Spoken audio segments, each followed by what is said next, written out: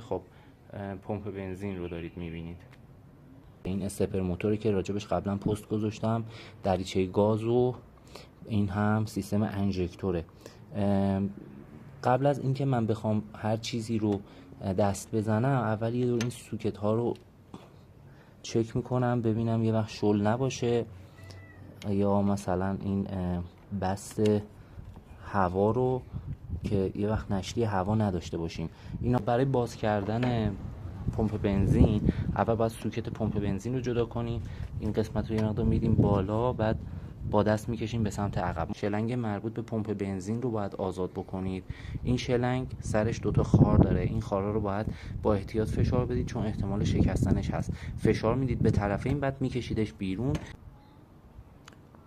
دوستان موقع بیرون آوردن پمپ بنزین حتما حواستون به این شناور باشه که ضربه نخوره، بهش فشار نیاد، برای اینکه اون وقت آمپر بنزینتون دیگه اشتباه نشون میده.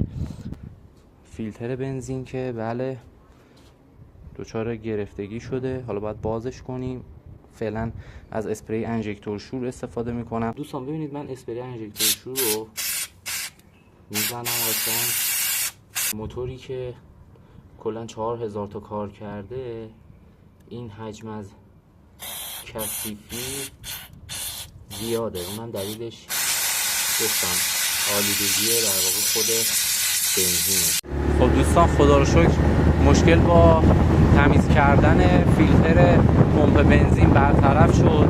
من روی 40-50 تا که میرسیدم موتورم شروع میکرد به ریپ زدن. الان با تمیز کردن فیلتر پمپ بنزین این مشکل برطرف شد و من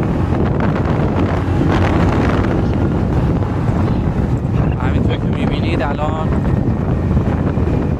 شتاب موتور هم